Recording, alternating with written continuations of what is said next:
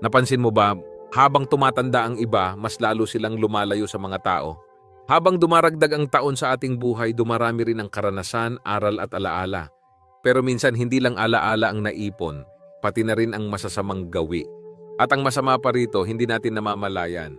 Sa halip na tumanda tayong mas konektado, mas nagiging malayo tayo sa mga taong mahalaga sa atin. Reality check. Hindi lang ito tungkol sa kulubot, rayuma o makakalimuting utak.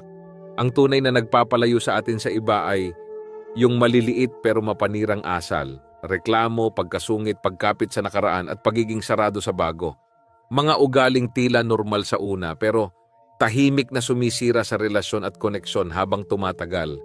Dito papasok ang kwento ni Julie, isang 71 years old na retiradong librarian.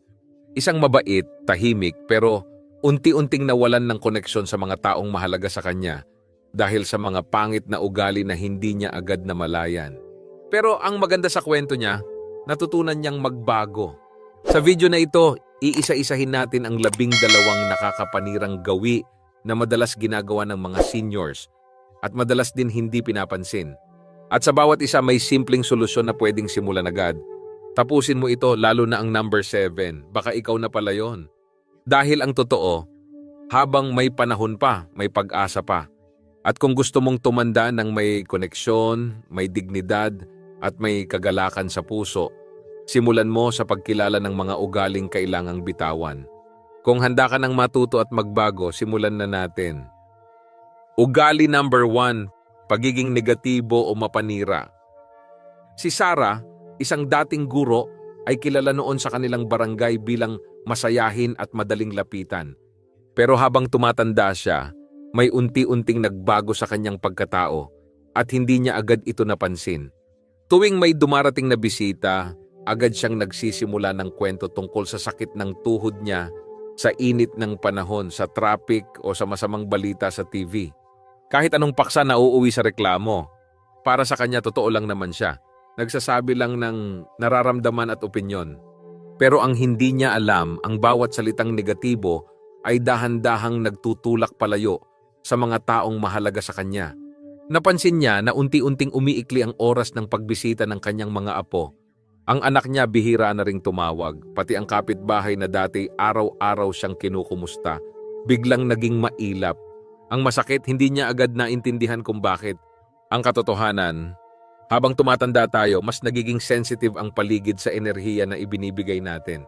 Kapag palagi tayong negatibo, reklamo dito, puna doon, napapagod ang mga tao sa atin. Hindi dahil sa ayaw nila sa atin, kundi dahil sa pakiramdam ng bigat na dala ng bawat pag-uusap. Pero hindi pa huli ang lahat. May isang simpleng paraan para mabago ang daloy ng enerhiya. Pasasalamat. Sa halip na simulan ang araw sa masakit ang katawan ko, subukan mong sabihin salamat at nagising pa ako ngayon. Sa halip na ang gulo ng mundo, subukang pansinin anong maganda, ang ganda ng sikat ng araw ngayon. At sa halip na punahin ang hilig ng mga kabataan, tanungin mo sila, anong nakakatuwang nangyari sa iyo ngayong linggo? Ang epekto ng positibong pananalita ay parang liwanag sa madilim na kwarto. Kapag naging bukas tayo sa pasasalamat at mas sinikap nating magbigay ng positibong enerhiya, unti-unting bumabalik ang koneksyon. Ganito ang nangyari kay Sarah. Maliit lang ang inumpisahan niya, simpleng kamusta ka na sa apo niya at isang salamat sa pagbisita sa kanyang kapitbahay. Unti-unti, humaba ulit ang mga tawag, nagkaka-interes ulit ang mga tao sa kanya dahil hindi na siya pabigat kausap kundi aliw at ginhawa. Tandaan, ang mga salita mo ay may timbang. Pwede nitong buuin o sirain ang koneksyon mo sa iba. At kung gusto mong may makasama sa pagtanda, simulan mong linisin ang mga salitang lumalabas sa bibig mo dahil minsan yan ang tunay na dahilan kung bakit ka unti-unting iniiwasan. Mensahe sa sarili, hindi ako perpekto pero pipiliin kong magsalita ng may pasasalamat. Pipiliin kong maging liwanag, hindi pasanin. Ugali number 2, pagpapabaya sa sarili. Noong mas bata pa si Sarah, hindi siya lumalabas ng bahay nang hindi ayos. Kilala siya sa kanilang barangay bilang laging presentable. Malinis ang buhok, maayos ang damit, at may pabango pa kahit simpleng araw lang. Meron siyang mga paboritong blusa, sapatos na bagay sa bawat okasyon, at lipstick na palaging may kasamang ngiti. Pero habang lumilipas ang panahon, unti-unting nagbago ang lahat. Ang dating suki ng parlor ay bihira nang makalabas. Ang cabinet na puno ng magagandang damit ay natabunan na ng mga lumang duster. Mas pinili na ni Sarah ang komportabling damit kaysa ayos, ang pag-upo sa sofa kaysa sa pag-aayos ng sarili. Ang palusot? Wala namang pupuntahan. Sino pa ba ang mag-a-appreciate sa ayos ko? Matanda na ako, hindi na tumahalaga. Pero ang hindi niya alam, ang pagpapabaya sa sarili ay hindi lang tungkol sa panlabas na itsura. Isa itong salamin ng pagtingin mo sa sarili mong halaga.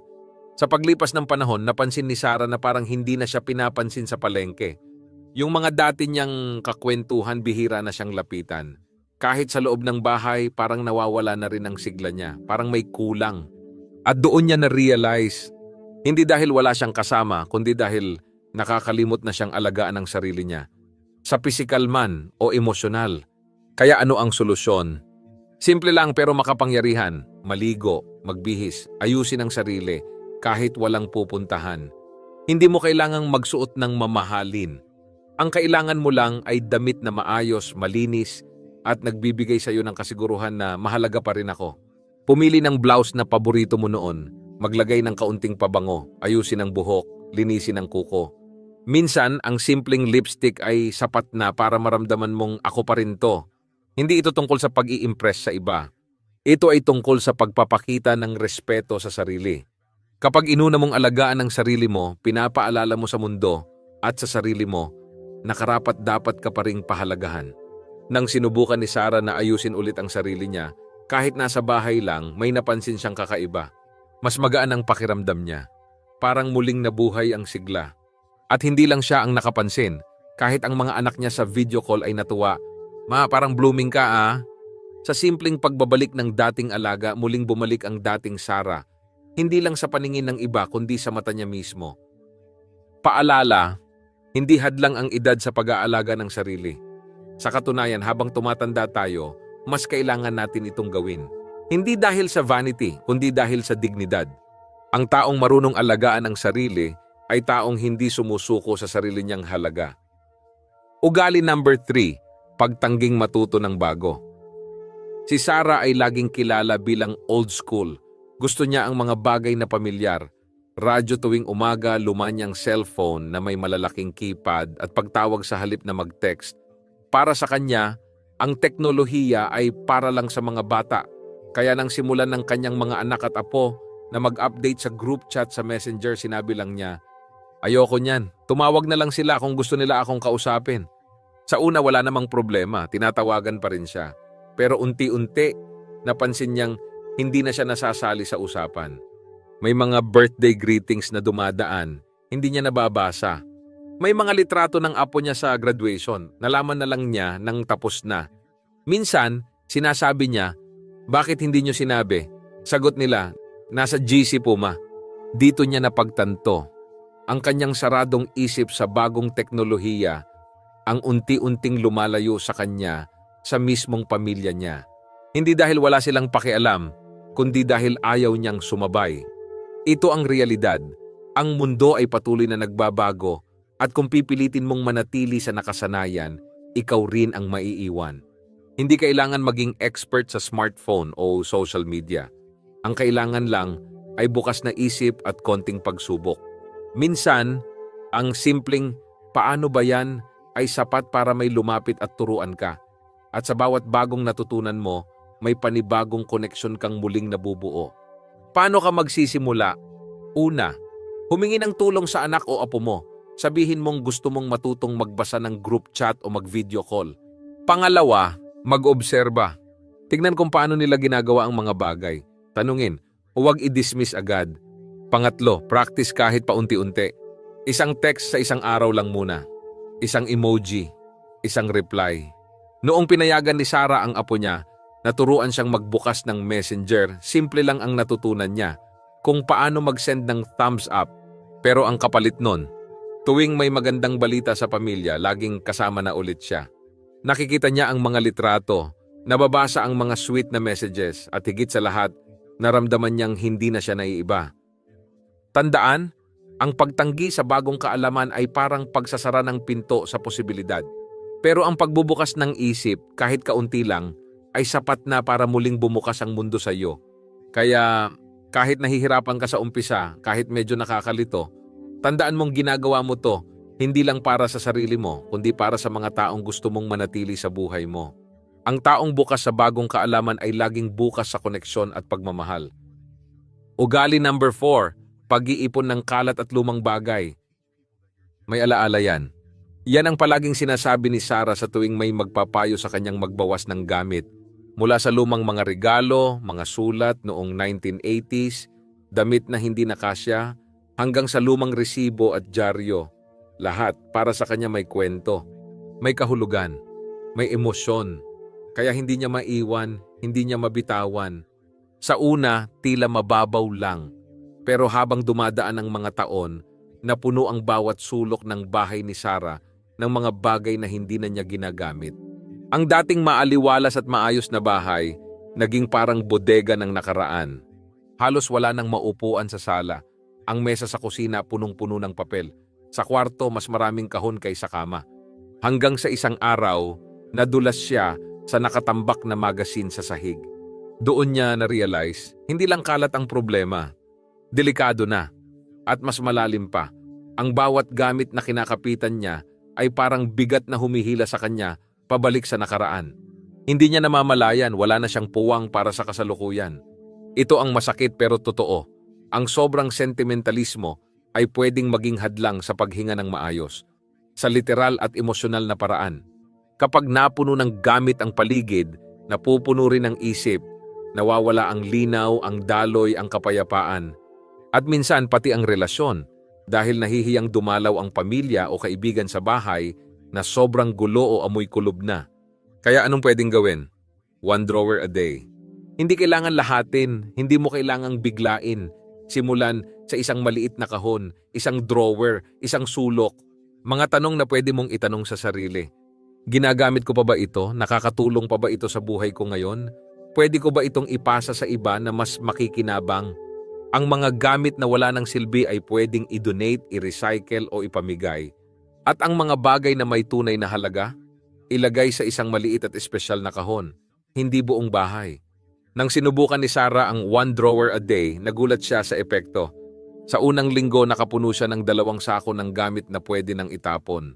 Sa pangalawang linggo, muling nakita ang sahig ng kanyang sala at sa ikatlong linggo, may dumalaw na ulit ang kanyang apo. "Wow, ma, ang ganda ulit ng bahay mo," sabi ng anak niya. At sa simpleng pagbawas ng gamit na dagdagan ng espasyo, hindi lang sa bahay kundi sa puso niya. Tandaan, hindi mo kailangang itapon ang alaala. Pero kailangan mong palayain ang sarili mo mula sa mga bagay na hindi na nakakatulong sa iyo ngayon. Mas magaan ang buhay kung may puwang ka para sa bago.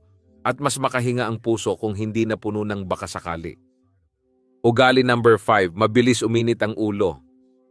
Sa dami ng pinagdaanan mo sa buhay, natural lang na minsan ay madali kang mainis. Pero may mga pagkakataon na kahit konting abala lang, bigla ka nang nagagalit. At madalas ang naaapektuhan ay mga taong wala namang kasalanan. Ganyan ang nangyari kay Sarah isang hapon sa grocery. Mahaba ang pila, mainit ang panahon. At ang batang cashier, mabagal, tila kinakabahan, at paulit-ulit na nagkakamali sa paglalagay ng paninda sa bag.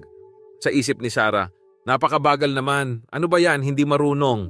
Hindi na siya nakatiis, sinita niya ang cashier, medyo pasigaw. "Ang tagal mo, ang bagal mong kumilos."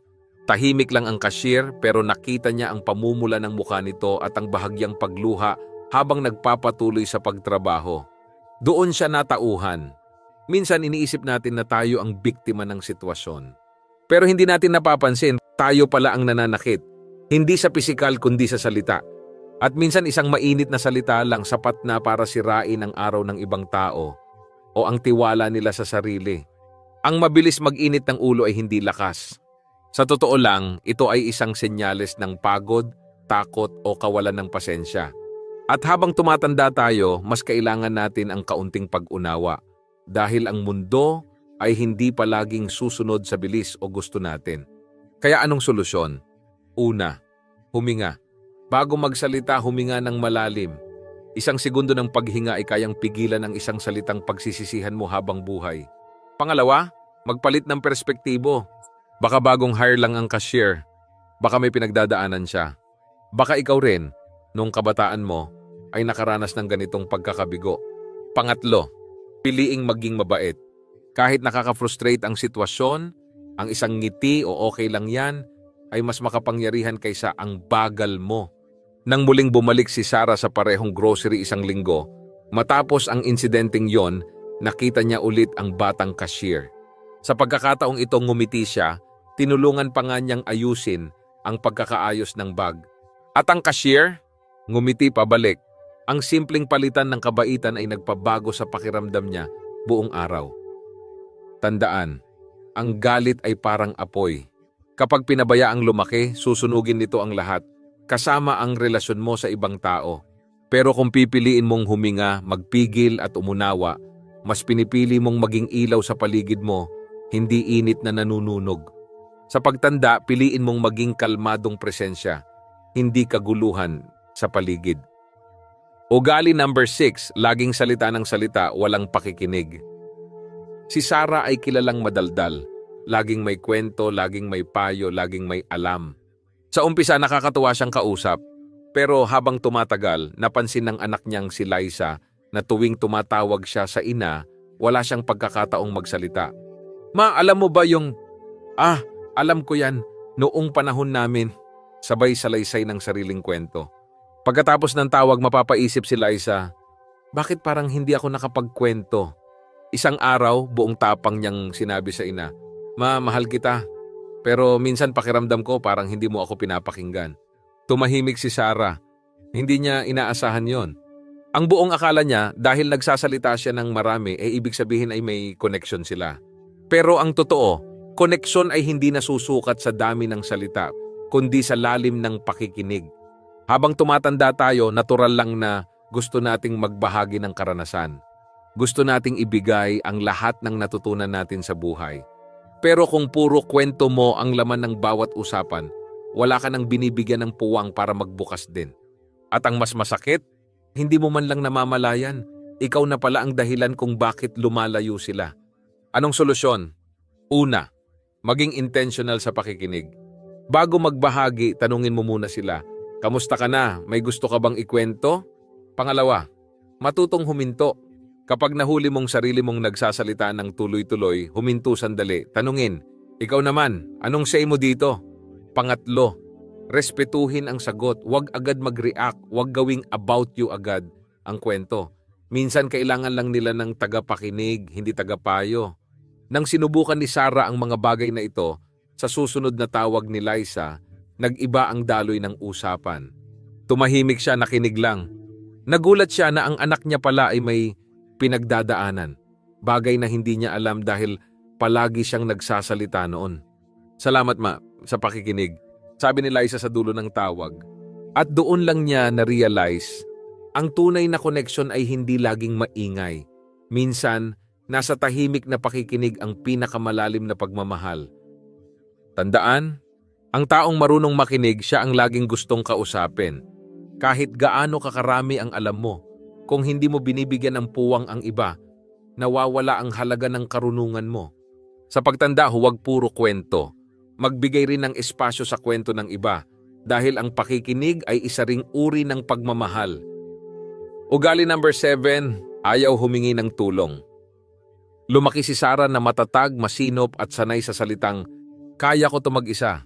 Bilang isang ina, asawa at haligi ng tahanan, siya ang laging tinatakbuhan. Siya ang tagaluto, tagapayo, tagasalo ng lahat ng problema sa bahay. Pero habang tumatanda, unti-unti nang nag-iba ang takbo ng mundo niya. Minsan, bumibigat ang grocery bag. Minsan, nalilito siya sa mga bagong instruction sa reseta. Minsan, umiikot ang paningin pero ayaw niyang sabihin. At kahit may mga taong handang tumulong, ang sagot niya ay palaging, okay lang ako. Kaya pa, huwag niyo na akong alalahanin. Sa labas mukha siyang matatag, pero sa loob, pagod, nalulungkot at nag-iisa. Ito ang hindi natin agad naiintindihan. Ang hindi pagtanggap ng tulong ay hindi laging tanda ng lakas. Minsan, ito ay tanda ng takot. takot na maging pabigat, takot na mawalan ng kontrol, o simpleng pride na ayaw tumanggap ng kahinaan. Pero ang resulta, isolation. Lumalayo ang tao, hindi dahil sa ayaw nilang tumulong, kundi dahil sa palagi nating tinatanggihan. Anong solusyon? Una, sabihin ang mahiwagang salita, pwede pa help? Minsan, iyan lang ang kailangan para bumukas ang puso ng tao. Ang pagtanggap ng tulong ay hindi kahinaan. Isa yang tapang. Tapang na aminin na hindi mo kayang lahat. Pangalawa, alalahanin. Hindi ka nag-iisa. Tulad ng gusto mong tumulong noon, gusto ka rin nilang tulungan ngayon. Ibigay mo rin sa kanila ang pagkakataong makaramdam ng halaga sa pamamagitan ng pagtulong sa iyo. Pangatlo, simulan sa maliliit. Pwedeng paabot ng bagay. Pwedeng tanong lang, paano nga ba gamitin tong app na to? Simple lang, pero puno ng koneksyon. Isang araw, habang hirap na hirap si Sarah sa pagbuhat ng tubig, may batang lalaki na lumapit. Nay, tulungan ko na po kayo. Dati, ang sagot niya ay, hindi na, kaya ko na to. Pero sa pagkakataong ito, ngumiti siya at sinabing, salamat iho. Oo, kailangan ko ng tulong. At sa simpleng pagbitiw ng pride, naramdaman niya ang gaan, hindi lang sa katawan, kundi sa puso. Tandaan, ang pagtanggap ng tulong ay hindi pagbagsak ng dangal, kundi pagyakap sa koneksyon, kababaang loob at tunay na lakas ng loob. Sa pagtanda, hindi mo kailangang maging mag-isa.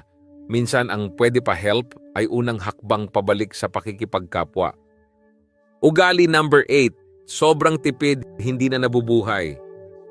Si Sarah ay masinop sa pera, sobra-sobra. Mula pa nung kabataan niya, sanay siya sa pagtitipid. Kupon dito, bawas gastos doon. Kapag may hindi kailangan, hindi binibili. Kung may lumang gamit pa na gumagana kahit pa may sira, ayos lang. Basta huwag gumastos. Hindi ito masama.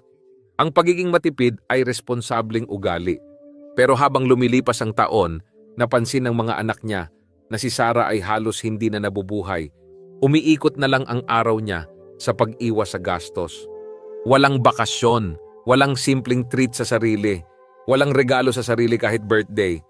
At kapag yayayain siyang kumain sa labas o sumama sa outing, ang laging sagot, sayang ang pera, baka kailanganin pa natin yan balang araw. Pero kailan ba talaga ang balang araw? Ito ang katotohanan. Kung puro tipid ang iniisip mo pero hindi mo naman nagagamit ang pinaghirapan mo, para kanino pa ang lahat ng yan? Ang pera ay hindi lang para itabi.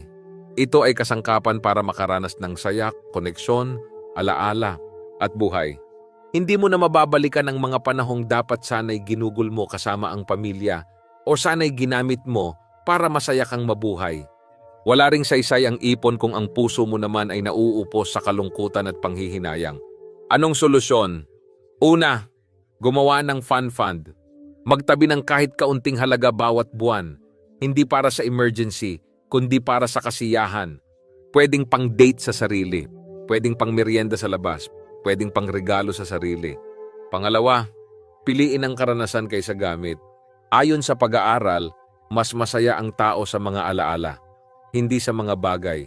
Yung simpleng out-of-town trip, bonding over food, o panunood ng sine, yan ang mga hindi mo mabibili ulit kahit gaano karaming ipon pa meron ka. Pangatlo, paalalahanan ang sarili, karapat-dapat akong masiyahan. Hindi mo kailangang maging maluho, pero kailangan mong mabuhay, hindi lang mag-ipon. Nang minsang imbitahan si Sarah ng kaibigan niyang si Emily sa isang weekend getaway, muntik na siyang tumanggi. Pero pinili niyang sumama. At sa gitna ng katahimikan ng probinsya, habang kumakain ng halo-halo sa tabing dagat, napangiti siya at naisip, ito pala yung matagal ko nang hindi nararanasan. Saya, gaan, buhay.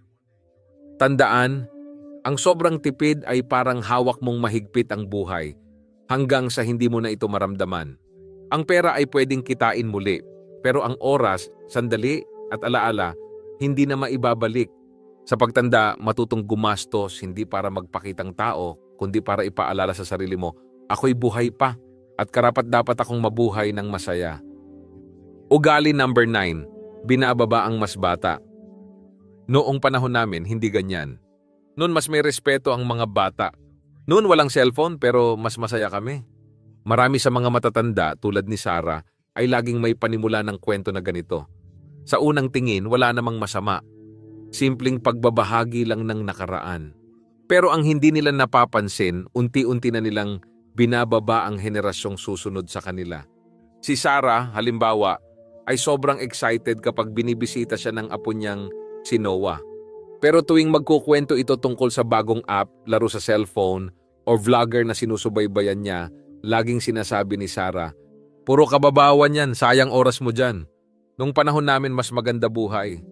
Sa simula tumatawa lang si Noah, pero sa kalaunan naging tahimik, umiikli ang pagdalaw. Hanggang isang araw hindi na siya dumadaan kay Sarah kahit nasa labas lang siya ng bahay. Ito ang hindi alam ng marami. Ang pagiging laging tama at ang paniniwalang mas magaling ang noong panahon ay nakakabutas ng relasyon. Kapag ang kabataan ay palaging nakakaramdam na hindi pinapakinggan, na hinuhusgahan ang mundo nila, iiwas sila. At sa huli, ang matatanda rin ang nawawalan ng koneksyon. Paano ito ayusin? Una, buksan ang isipan. Hindi man pareho ang paraan ng henerasyon ngayon, hindi ibig sabihin ay mali. Magkaiba lang. At ang pagkakaibang yon ay pwedeng maging tulay, hindi pader. Pangalawa, magtanong ng may interes. Sa halip na sabihing wala namang kabuluhan yan, subukang tanungin, paano ba yan gumagana? Sino yung vlogger na yan? Anong ginagawa niya? Minsan, isang tanong lang ang kailangan para bumukas ang isang kwento at puso. Pangatlo, alalahanin kung anong pakiramdam na binabaliwala ka noong ikaw ay bata pa. Hindi ba't masarap pakinggan kapag may matatanda na humahanga sa ginagawa mo? Ibigay mo rin yun ngayon sa mga apo mo, sa mga anak mo.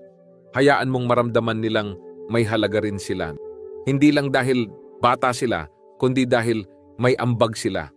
Nang minsang binanggit ni Noah ang bagong nilalaro niyang strategy game, sa halip na batikusin, ngumiti si Sarah at sinabi, "Patingin nga, paano mo napapanalunan yan?" Nagliwanag ang mata ng apo niya. Excited niyang ipinakita ang laro. At sa unang pagkakataon matapos ang ilang buwan, muling nabuhay ang koneksyon nilang dalawa. Tandaan, hindi mo kailangang maunawaan lahat ng ginagawa ng kabataan, pero kaya mong ipakita na interesado kang makilala sila. Ang respeto ay hindi laging pababa, minsan kailangan din itong pataas. At sa pakikinig, pagtanggap at pagbukas ng isip, doon muling nabubuo ang koneksyon. Ugali number 10, hindi makalimot sa sama ng loob. Tahimik si Sarah habang nakaupo sa lumang upuan niya sa balkonahe, pero sa likod ng katahimikan na yon, may isang bagay na matagal nang dinadala. Sama ng loob. Sa kapatid na hindi siya tinulungan noong panahon ng pangangailangan. Sa manugang na minsang napasigaw sa kanya. Sa anak na hindi tumupad sa pangako. At kahit ilang taon na ang lumipas, bawat alaala ay sariwa pa rin sa puso't isipan niya. Para sa iba, simpleng nakaraan lang ito.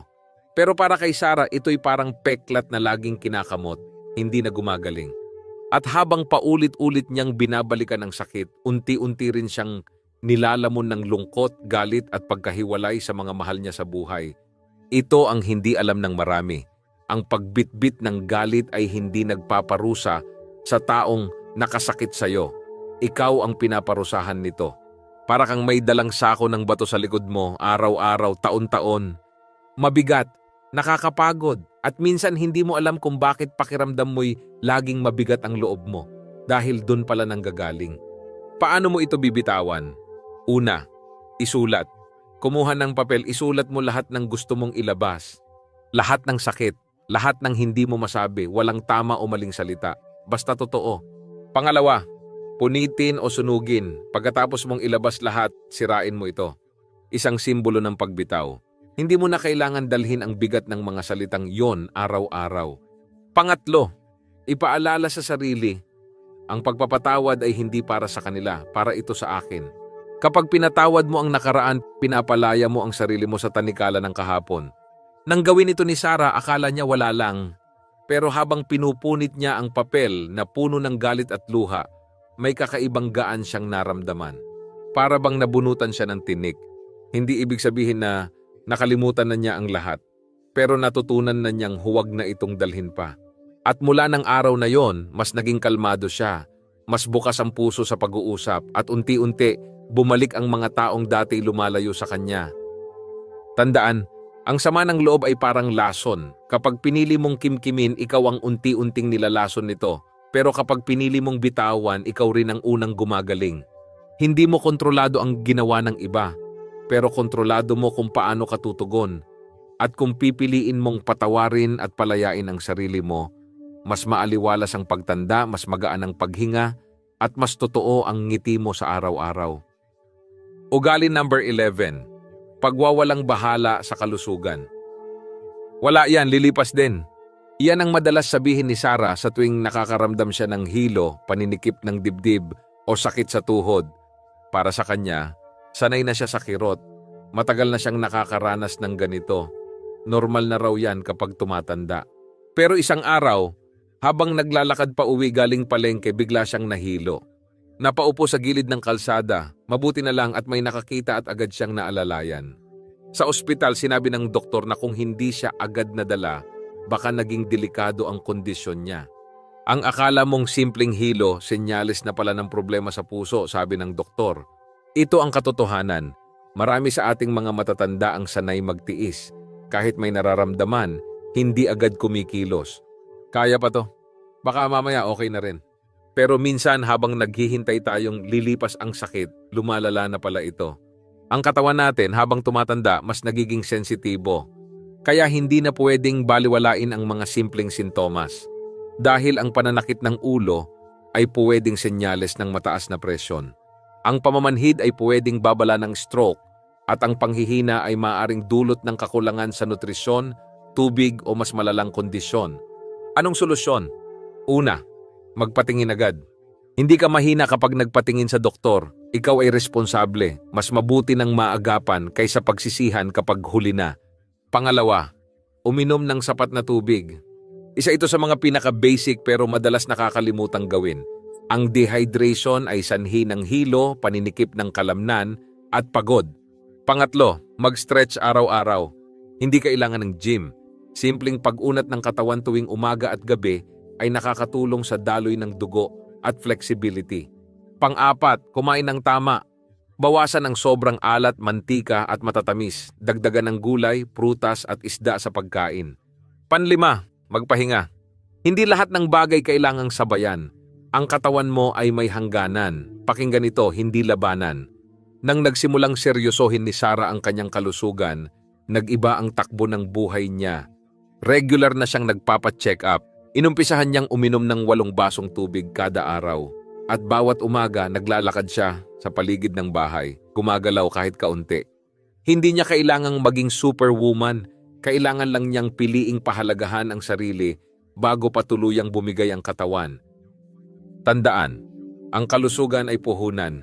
Kapag nawala ito, hindi mo na rin magagawa ang mga bagay na mahalaga sa iyo, tulad ng pag-aalaga sa pamilya, pakikipagkwentuhan sa apo, o simpleng pagtawa sa mga alaala. Hindi mo kailangang maghintay na may masamang mangyari bago ka kumilos.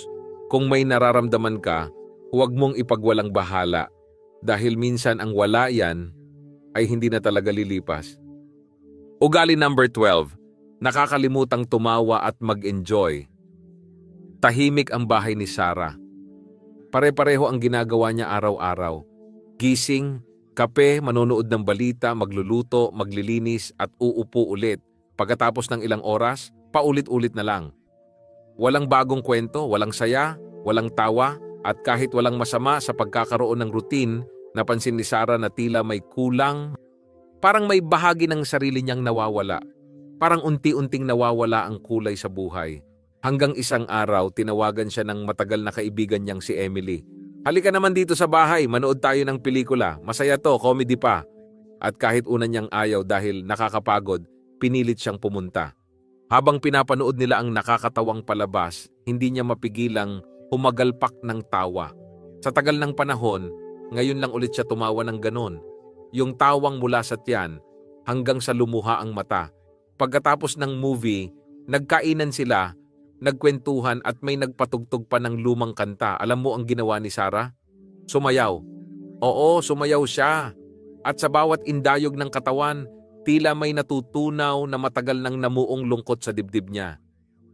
Ito ang di natin napapansin. Habang tumatanda tayo, nagiging seryoso tayo masyado. Parang ipinagbabawal na ang saya. Kahit simpleng tawa parang nakakahiya.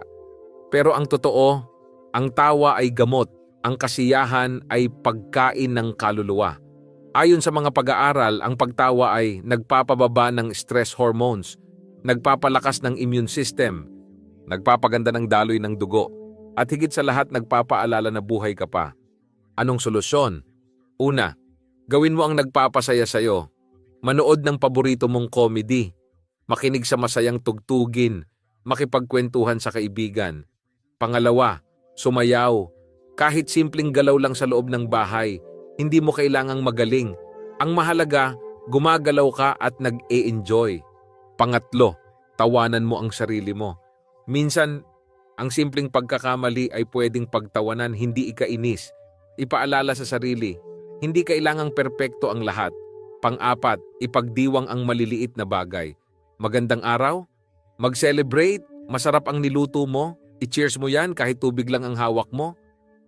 Mula nang matutunan ni Sarah na muli siyang tumawa, nag-iba ang kulay ng kanyang araw.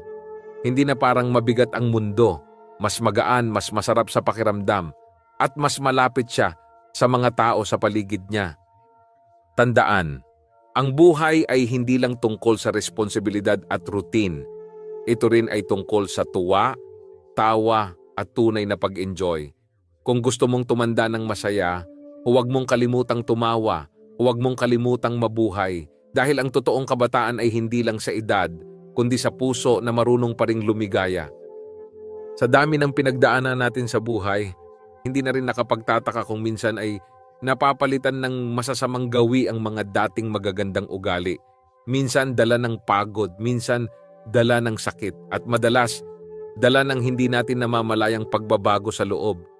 Pero ngayong alam mo na ang 12 ugali na tahimik na nakakasira, habang tumatanda, oras na para tanungin ang sarili, alin dito ang ginagawa ko rin? Kahit isa lang, aminin natin, meron at meron. At tandaan, ang pag-amin ay unang hakbang sa pagbabago.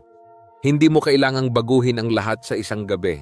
Ang mahalaga, bukas ka sa pagbabago, bukas sa pag-ayos ng sarili, bukas sa pag-abot muli ng kamay sa mga mahal sa buhay, bukas sa pagtanggap ng tulong, at higit sa lahat, bukas sa kasiyahan at bagong simula. Kaya ngayong napanood mo na ang buong video, ano ang natutunan mo? Anong ugali ang gusto mong unti-unting bitawan? At anong bagong hakbang ang kaya mong simulan ngayon? Comment challenge. Pipiliin kong maging mas bukas sa araw-araw. Kung naramdaman mong para sa'yo ang video na ito, i-type mo sa comments at sabay-sabay tayong magbago. Kung gusto mo pa ng ganitong content na puno ng Pinoy wisdom at gabay sa pagtanda ng may dignidad at saya, like, share at subscribe na. Dahil habang may natututo, may pag-asa pa tayong lahat na tumanda ng may puso, koneksyon at kagalakan. Hanggang sa susunod, alagaan mo ang sarili mo at ang mga relasyon mo.